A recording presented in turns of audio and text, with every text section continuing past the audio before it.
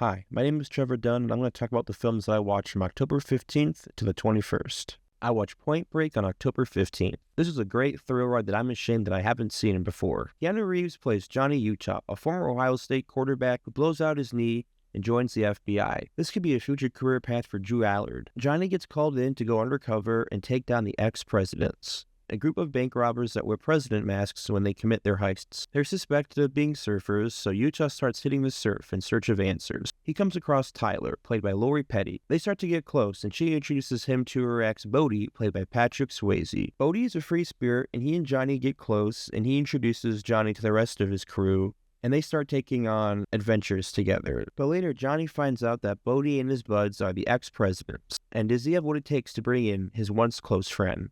I had such a good time watching Point Break. The story, characters, and action are all jacked up to 11. Gary Busey plays Keanu's older partner in this, and the energy he brings is just perfect. Keanu is great as the slightly dim police officer, being funny, but still selling the serious moments. Him and Bodie's relationship is what drives the film, and Swayze and Reeves both have excellent chemistry. Catherine Bigelow directed this, and like all her films, every set piece is excellent. The skydiving scenery in particular blew me away. Point Break is 100% pure adrenaline.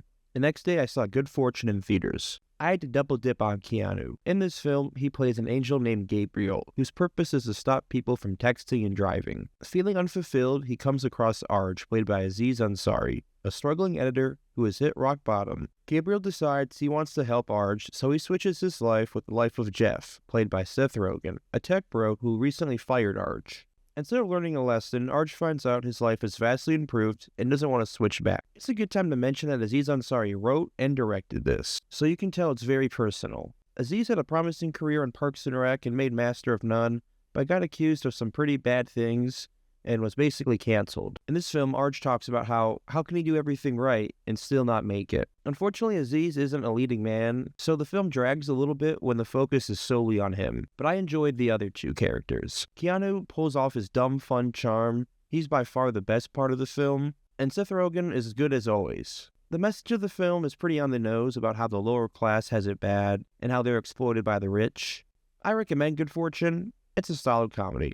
On October 18th, I watched Gone Girl. Directed by David Fincher, it's one of my favorites of his. Nick Dunn, played by Ben Affleck, comes home to find his door open, glass broken, and his wife, Amy, played by Rosamund Pike, missing. The film takes us through Nick and Amy's relationship while cutting back to present day. We see that they started out passionate and loving, but as the film goes on, it seems more likely that Nick killed Amy. I urge you to skip to this point if you haven't seen it already. The crime scene was cleaned up poorly. Nick puts the new life insurance policy on Amy. He doesn't know her friends and finds out that she was pregnant. The police come across a murder weapon along with Amy's diary saying how worried she is for her own safety. But it was Amy all along.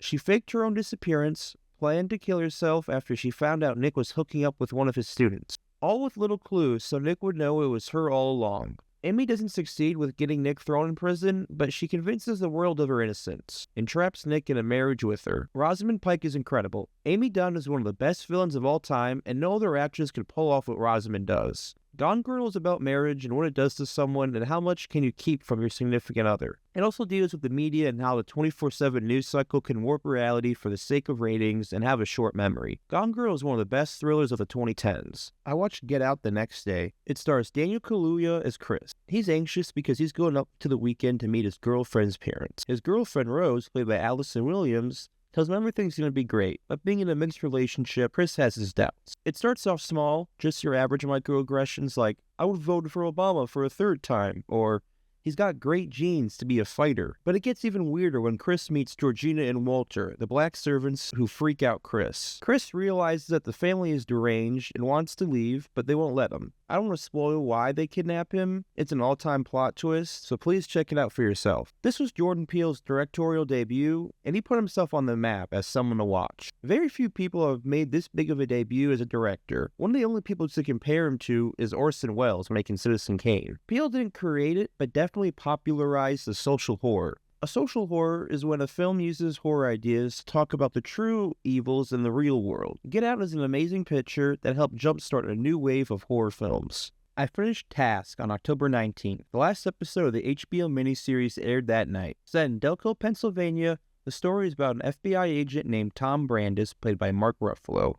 He's doing a pencil pusher job trying to recruit people to the FBI until he gets called back in to head a task force that's investigating a group that's been hitting a motorcycle gang called the Dark Hearts. Tom Pelphrey plays Robbie Pendergrast, a family man who's the one that's been committing these crimes because the Dark Hearts murdered his brother. Task seems like a simple story about a cop chasing a criminal, but there's so much more going on. The procedural aspects of the show aren't what's important. It's all about the characters and the relationships between them. The showrunner Brad Inglesby also did Mayor of Easttown. Just like Mayor, all the characters have so much life to them. Some standouts were Allison Williams as Lizzie, Fabian Franco as Grasso, Jamie McShane as Perry, and Amelia Jones as Maeve. Task is one of the best shows to come out this year. October 20th, I went to the theater and saw After the Hunt. Directed by Luca Guadagnino, it stars Julia Roberts as Alma, a Yale philosophy professor trying to get tenure. At a house party one night, Hank, played by Andrew Garfield, who is another philosophy professor, offers to take Maggie, played by Ayo Edebiri, home. Hank also has some sexual tension with Alma, and we don't see what happens, but Maggie says that Hank crossed the line and assaulted her. Hank claims that he caught her plagiarizing and accused her of cheating, and she made it all up. The film goes into a he said, she said as Alma tries to figure out the truth.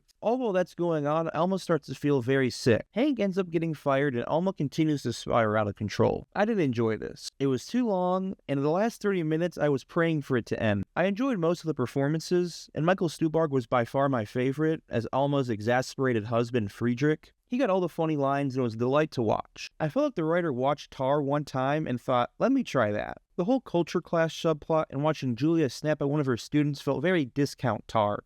The reveal at the end about Alma's past was also very unsatisfying. One thing that I liked was the use of Yale. I went down there this summer, and the library, the Beneke Rare Book and Manuscript Library, is featured a few times.